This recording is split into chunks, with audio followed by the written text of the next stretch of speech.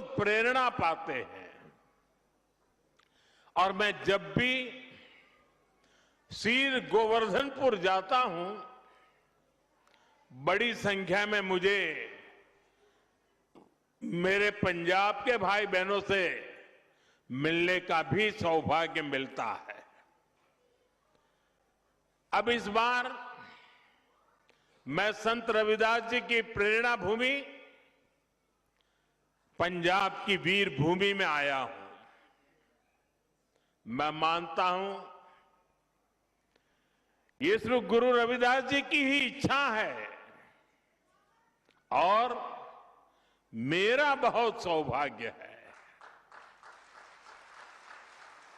मैं इस आयोजन में मुझे निमंत्रित करने के लिए डेरा सचखंड बल्ला का आभार व्यक्त करता हूं, प्रणाम करते हुए अभिनंदन करता हूं। संत श्री पिपलदास जी,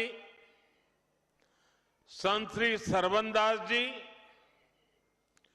और इस परंपरा के ऐसे सभी संत जिनके प्रयासों से श्री गुरु रविदास जी के विचार जन जन तक पहुंचे हैं, मैं उन सभी संतों को भी श्रद्धापूर्वक प्रणाम करता हूं। साथियों, समाज सेवा के क्षेत्र में डेरा सचखंड बल्ला के कार्य बहुत सराहनीय रहे हैं। शिक्षा, स्वास्थ्य से जुड़े अनेक कार्य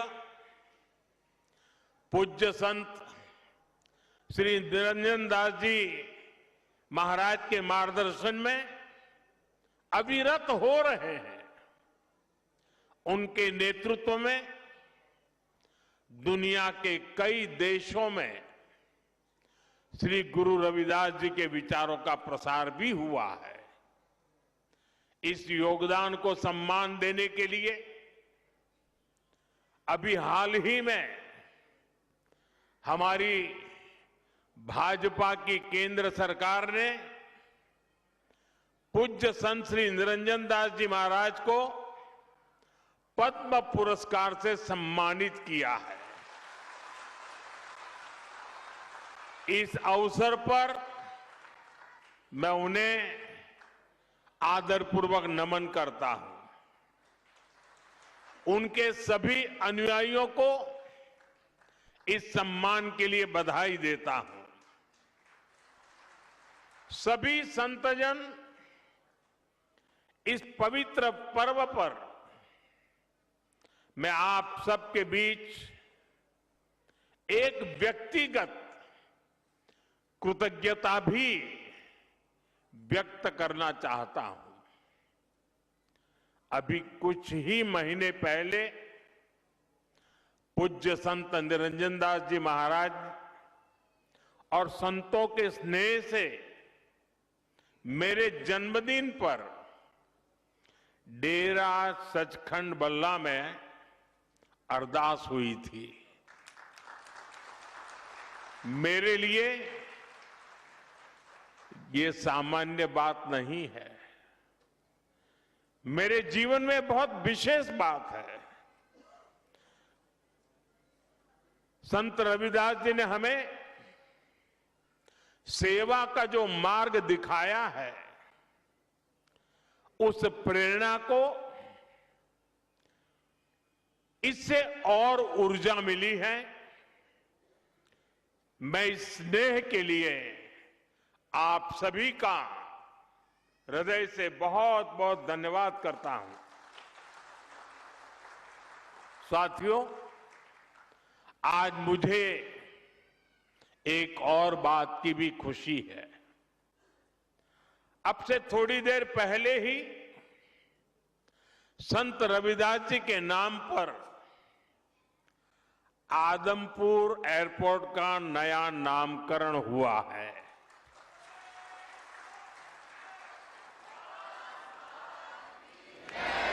आदमपुर एयरपोर्ट को अब श्री गुरु रविदास जी महाराज जी एयरपोर्ट के नाम से जाना जाएगा।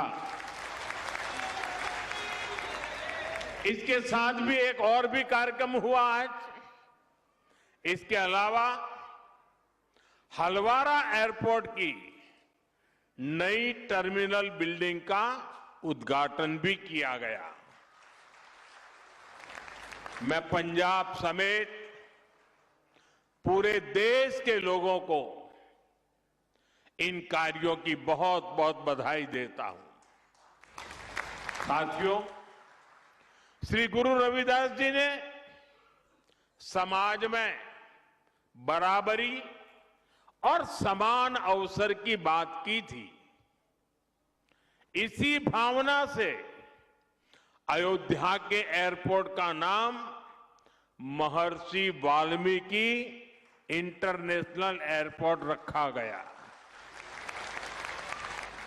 अब आज का ये आयोजन उसी भावना को आधुनिक रूप दे रहा है।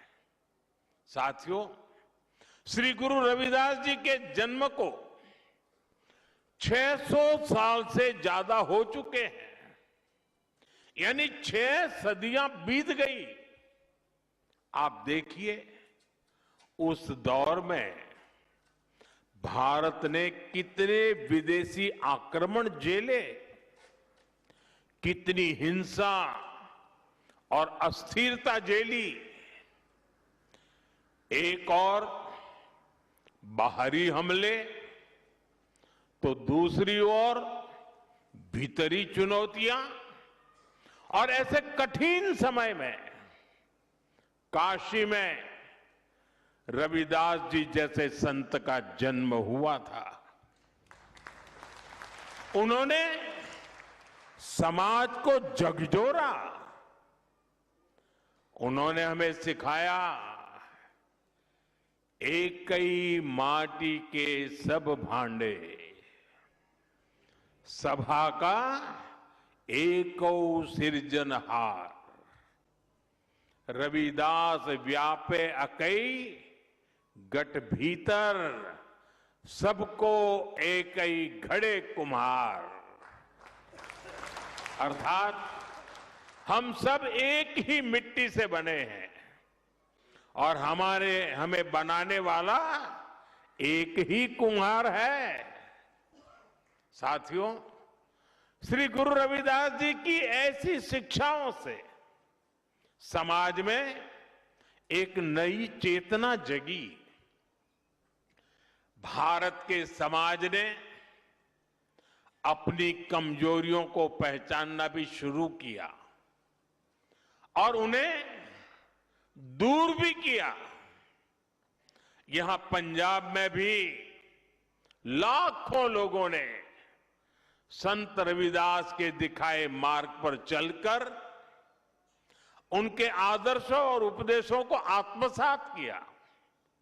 साथियों, श्री गुरु रविदास जी ने भारत के लिए भविष्य की एक संकल्पना भी पेश की थी। उनकी उस संकल्पना का नाम था बेगमपुरा। उन्होंने कहा था, बेगमपुरा शहर की नाव, दुख अंदो नाही तिही ठाऊ, ना तस्वीस खिराजू, न मालू खौफू न खाता न तरसू जवालू। वैसे तो संत रविदास जी के इस शब्द के गहरे आध्यात्मिक अर्थ है, लेकिन इसमें एक शहर की या एक समाज की रूपरेखा भी है। एक ऐसी व्यवस्था जहां कोई दुखी ना हो, कोई वंचित ना हो। मुझे संतोष है कि आजादी के इतने दशक बाद देश अब मिशन मोड में पूज्य रविदास जी की संकल्पना को साकार करने के लिए काम कर रहा है।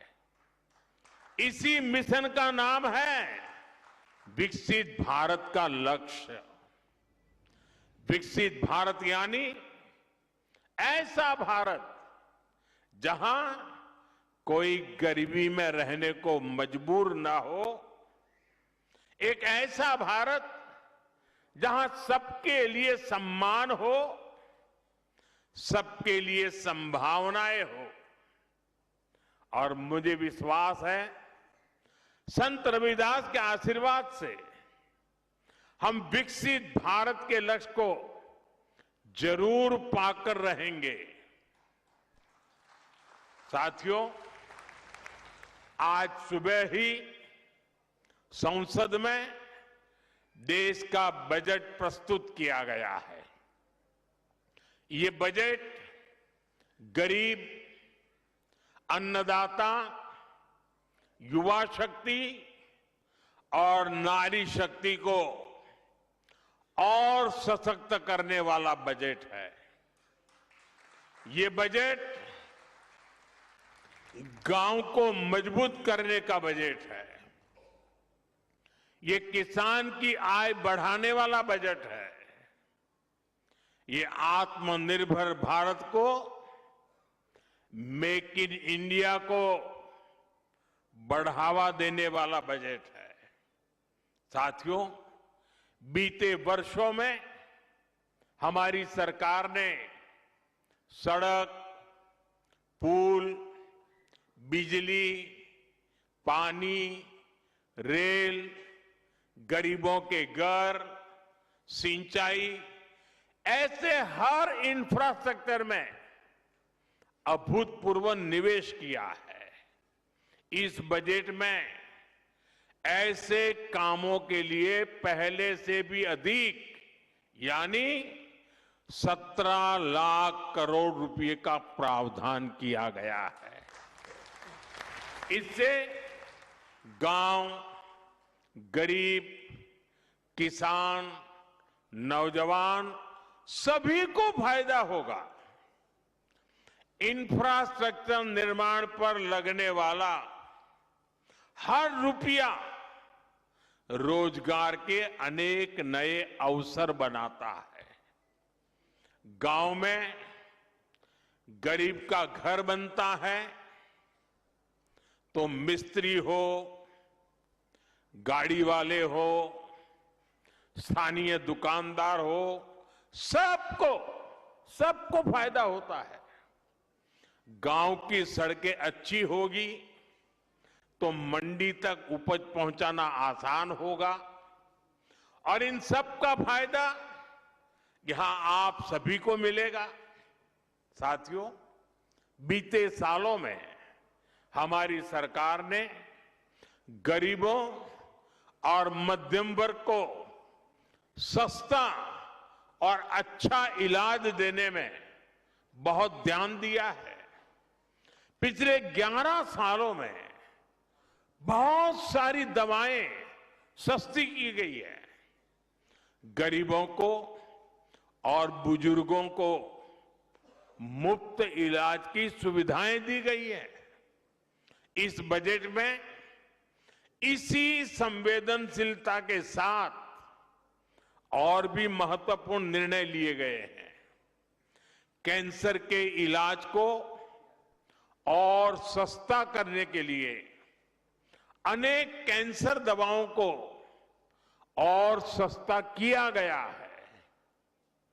कई ऐसी और बीमारियां हैं जिनकी दवाएं विदेशों से मंगानी पड़ती हैं।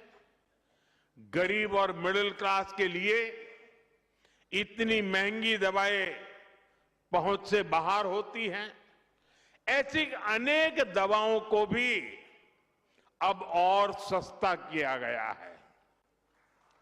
साथियों, इस बजट का बहुत अधिक फोकस जालंधर, लुधियाना, होशियारपुर जैसे देश के अनेक शहरों को विकास का बड़ा केंद्र बनाने पर है।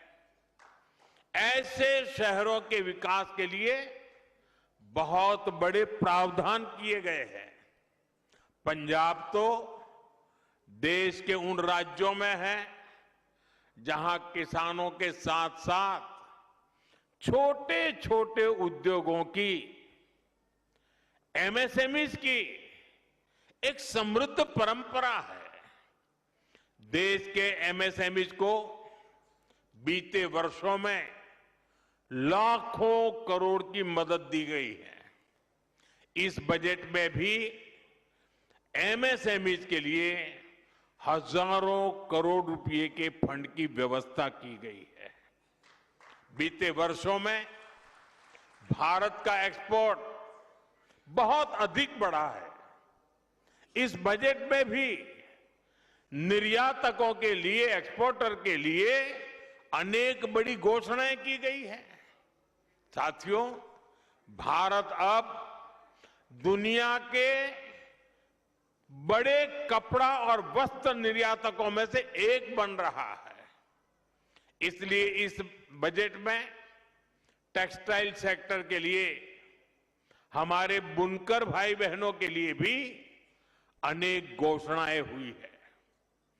महात्मा गांधी ग्राम स्वराज अभियान से हमारे गांवों में जो बुनकर है, हथकरघा और हस्तशिल्प से जुड़े साथी हैं, उनको बहुत फायदा होगा।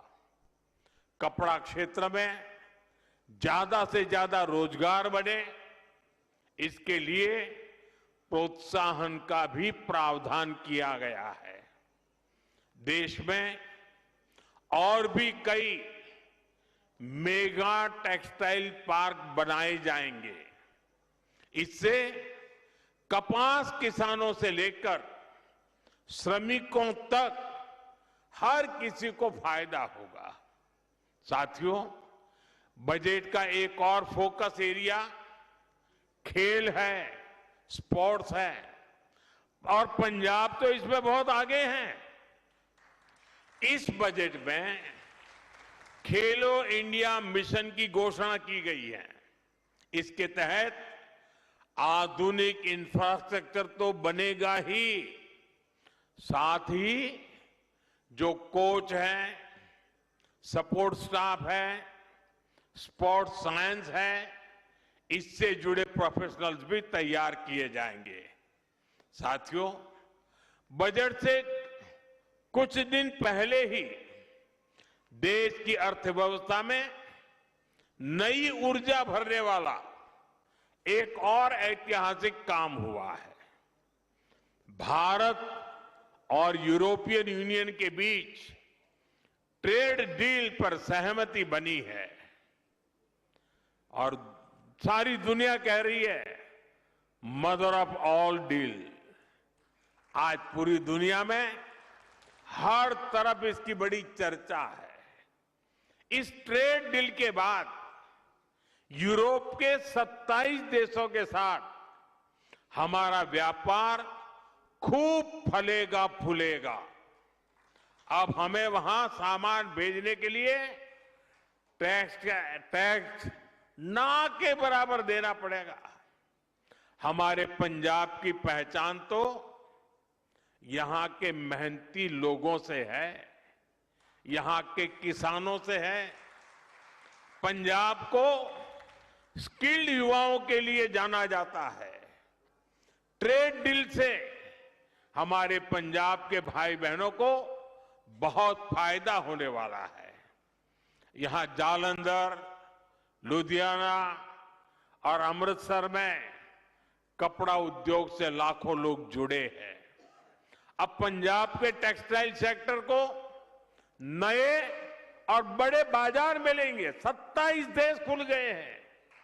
यहां जो कपड़े तैयार होंगे वो यूरोप के बड़े बड़े बाजार में बिकने के लिए जाएंगे और उन पर टैक्स भी न के बराबर होगा। इसका मतलब है पंजाब की फैक्ट्रियों में ऑर्डर बढ़ेंगे, फैक्ट्रियों में काम बढ़ेगा। इससे डिजाइन, प्रोडक्शन जैसे दूसरे फील्ड में भी रोजगार बढ़ेंगे। साथियों, हमारा ये जालंधर स्पोर्ट्स से जुड़े सामानों के लिए, स्पोर्ट्स गुड्स के लिए विश्व प्रसिद्ध है। यूरोपियन यूनियन से हुई ट्रेड डील के बाद जालंधर और आसपास के इलाकों में स्पोर्ट्स के सामानों की मैन्युफैक्चरिंग बढ़ जाएगी। इसके साथ ब्रांडिंग, पैकेजिंग और लॉजिस्टिक में भी रोजगार बढ़ेगा। आज जो बजट प्रस्तुत हुआ है उससे भी जालंधर के स्पोर्ट्स गुड्स सेक्टर को बहुत मदद मिलेगी। साथियों, पंजाब खाद्यान्न के उत्पाद में भी आगे है। ट्रेड डील से हमारे प्रोसेस्ड फूड और आसानी से यूरोप के मार्केट तक पहुंचेंगे। इससे मोगा, फिरोजपुर, होशियारपुर और बठिंडा जैसे इलाकों में किसानों को बहुत फायदा मिलेगा। ये व्यापार समझौता पंजाब के युवाओं के लिए, किसानों के लिए बहुत बड़ा अवसर लेकर आया है और मुझे विश्वास है श्री गुरु रविदास जी के आशीर्वाद से आप सभी को इसका भरपूर लाभ मिलेगा। साथियों, इस अवसर पर मैं अपने देश के उद्यमियों, मैन्युफैक्चरर्स और प्रोडक्शन से जुड़े सभी लोगों से एक अपील करना चाहता हूं।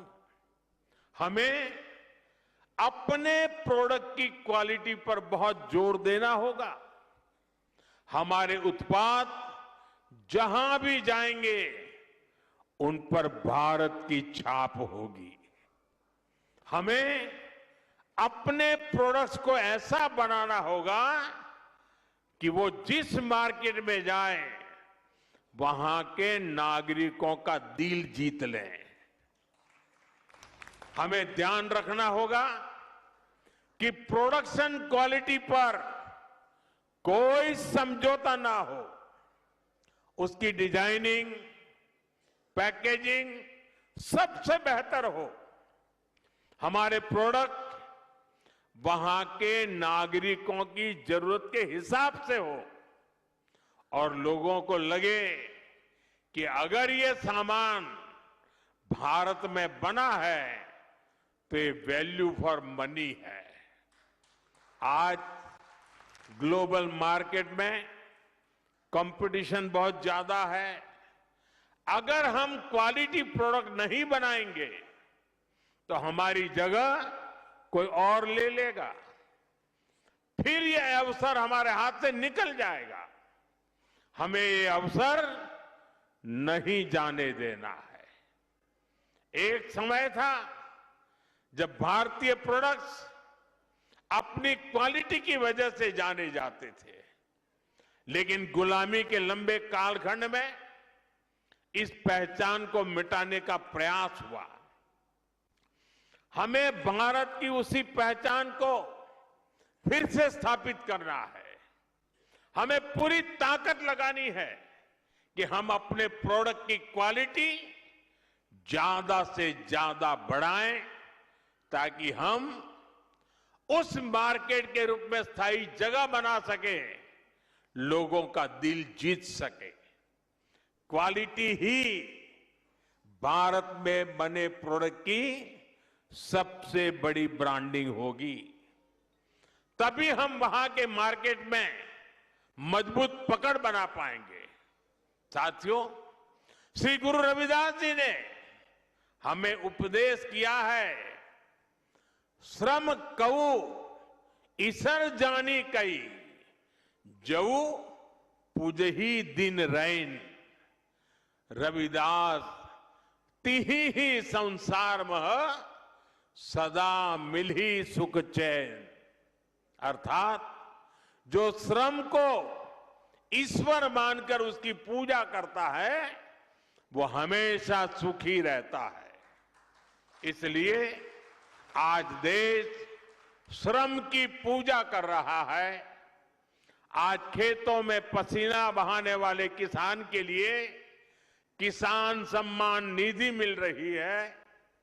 यहां पंजाब के किसानों को भी पीएम किसान सम्मान निधि के 6,000 करोड़ रुपए से अधिक मिले हैं।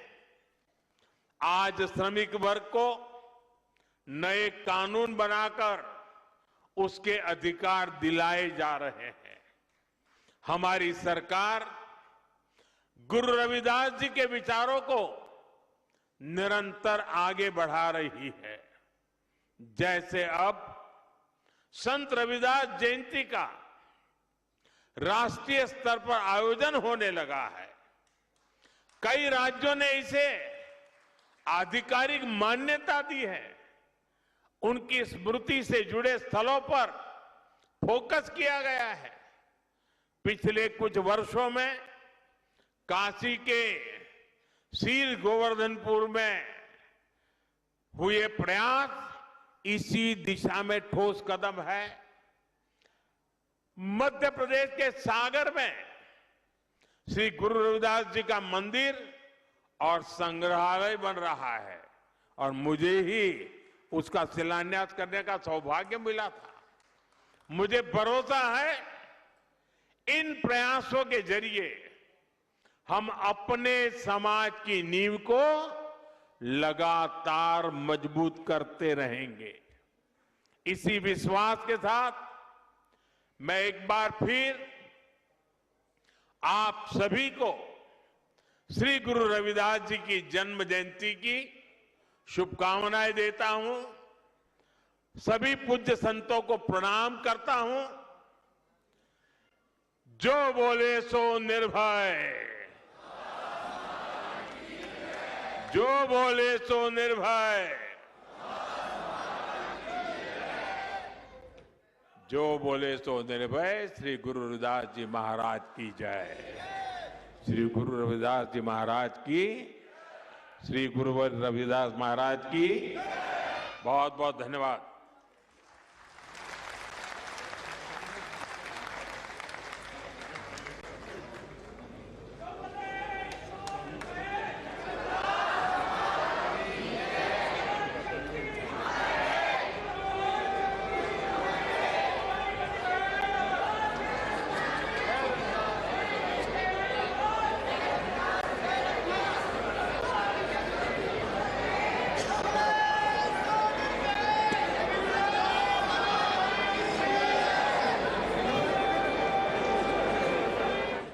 ये तस्वीरें आप देख रहे थे जालंधर से, जहां पर